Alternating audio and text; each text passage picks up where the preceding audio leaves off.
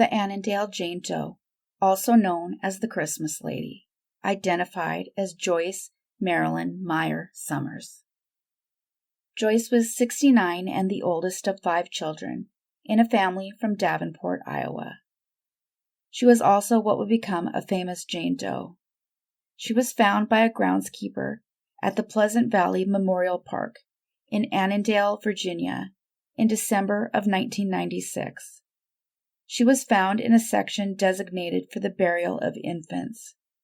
It was considered that she could have chosen this area because she was related to one of the children there, but there wasn't any proof that this was the case. It would also turn out that it wasn't true. She wasn't found near any specific grave. She was found with a small 8-inch Christmas tree, which would lead to her becoming known as the Christmas Tree Lady. They knew she was around 5 feet tall and aged 50 to 70 with red hair.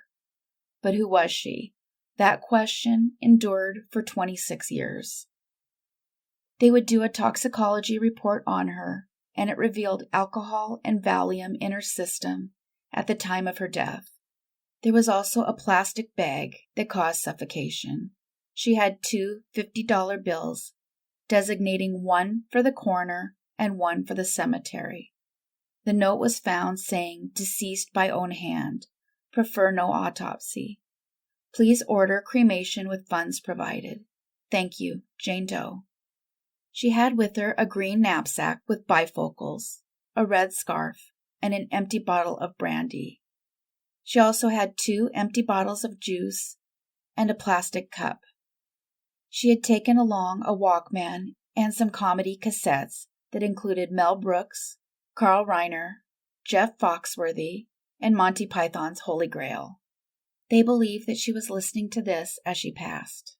She had with her a typewritten poem that many speculated she wrote herself. It said, "Now I lay me down to sleep, soon to drift to the eternal deep, and though I die and shall not wake, sleep sweeter will be than this life I forsake." A cold case squad in Fairfax County, Virginia, tried to match her to missing person cases, but they were unable to do so. In the year 2000, this colorized sketch was released in hopes that someone might recognize her. But it was not until Othram Labs became involved that we got an answer. They have done so much to identify John and Jane Does. They were able to use advanced DNA processing to match her with a relative using the free genealogical site GEDmatch. The case itself was crowdfunded by DNA Solves, with an anonymous donor giving a large amount of money. DNA Solves is a website produced by Othram Labs themselves that also does crowdfunding to help with the identification of John and Jane Does. In May of 2022, investigative leads returned to the detectives, and finally it was narrowed down to one suspected family member. Often it doesn't lead directly to one person, and they will contact someone with related DNA, and that person's input leads to the next person that they will request DNA from, and so on and so forth. It can be time intensive, and in this case it did eventually lead to the 4 siblings of Joyce Sommers. Her family later commented that she was a planner and was very careful, and they believed she purposely was somewhere that they would not be able to find her name. It turns out that Joyce had moved to Virginia from Iowa sometime in the late 1980s. She was living alone in an area, and she was never reported missing. That doesn't mean she wasn't missed, though, and in fact she was. Her siblings had even hired a private investigator to try to find her location, but it didn't work.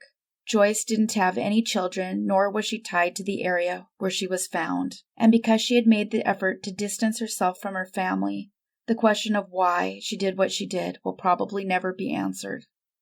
It's clear she put a lot of thought and effort into how it all went down. It also brings forth the question whether or not it's unfair to identify somebody who didn't want to be identified. I guess you have to weigh that against whether or not the family deserves to know what happened to somebody they love and care about. Let me know what your thoughts are on this subject below.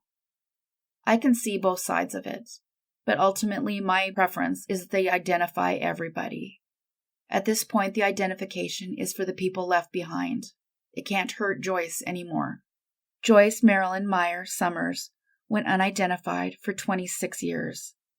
She was found nearly 900 miles away from where she grew up. Princess Doe, identified as Dawn Rita Olanick. A press conference was held by the New Jersey State Police on Friday, July 15, 2022, to announce that not only was Princess Doe finally identified after 40 years, but they also had the man responsible. And it's too bad that it doesn't happen more often. A lot of times they don't look for the perpetrator's DNA when they're processing the doe. At least that's the policy of the DNA Doe Project. I'm not sure about other organizations. Princess Doe was found in Blairstown, New Jersey on July 15, 1982. She got her nickname because she was small in size and she didn't appear very old. And it's long been a case that touched the lives of a lot of people. It's a reminder of all the men and women who still have yet to get their names back. There are around 40,000 currently waiting for their name, and in the meantime listed as a John or Jane Doe. And of course, with every case here like this, there's a family waiting to find out what happened to somebody that they love. Dawn was estimated to be 14 to 18 years old, around 5'2" and 110 pounds. She'd been found by workers at the Cedar Ridge Cemetery on Route 94 in Blairstown, Warren County. She'd been thrown into a ravine adjacent to the cemetery. She was the victim of blows by a blunt instrument. The young doe was wearing some pretty distinctive clothing when she was found. Despite the fact they thought it might lead to her identity, it didn't. Nor did it lead at the time to who took her life. They were able to tell very little, though they knew she had alcohol in her system, and she did have defensive wounds. The following year, on June 30th, 1983, Princess Doe became known as the first person entered into the FBI's brand new National Computerized System that was developed for unidentified doe files. Her case is now a textbook course taught at the FBI Academy in Quantico, Virginia. She brought so much awareness that there were so many like her out there that had gone unidentified for so many years. The people of Blairstown, New Jersey were so touched by her loss that they moved to donate a funeral and a resting place. The inscription on the stone simply read, Princess Doe, missing from home, dead among strangers, remembered by all, born, and a question mark, found July 15th, 1982. The Warren County Police Department pieced together tips from out of state, and they suggested she'd been working in hotel housekeeping in a seasonal capacity, working in various hotels that ranged from Ocean City, Maryland, to where she was found. Tips came in from as many as 6 people, suggesting this lead was true. But we now know this wasn't the case. 13 years after Princess Doe was found, in 1999, and then again in 2005, a man named Arthur Kinlaw, who was already incarcerated for a similar crime, wrote to authorities and confessed to taking her life. They believe that he offered her money and demanded she have relations with him, and she refused. This angered Kinlaw. It's believed that he then took her life. Later it was stated that he and his wife trafficked women in their home in the Bronx. They chose not to charge Kinlaw, saying there was a lack of evidence. That, however, seems to have changed. It's possible they processed both the victim and the perpetrator's DNA at the same time.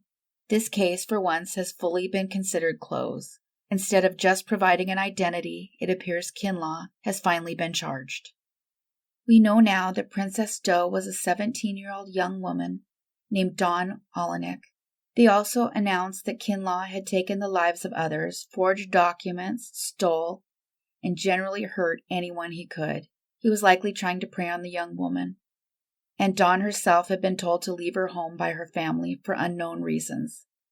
His wife would later say he threatened her and burned their vehicle right after Dawn was found. Dawn had been missing 21 days when her remains were found. Because she was over 100 miles away in Blairstown, New Jersey, her identity wasn't discovered. 40 years would pass before her family would know what happened to her. I wish there was more information I could provide about Dawn's circumstances. I'm sure her family regretted whatever led to her being removed from the home, probably for every day since she went missing. It was her brother who confirmed that Dawn had been asked to leave, though if he mentioned more about why, it hasn't been disclosed. They list her date of disappearance as June 24th, 1982. Because they have this date, it likely means she was reported missing in some way, although that's not specifically stated. Dawn was identified 40 years and 1 day after she was found. Thank you everybody for watching and listening. Don't forget to subscribe if you haven't yet. Take care of yourselves and each other.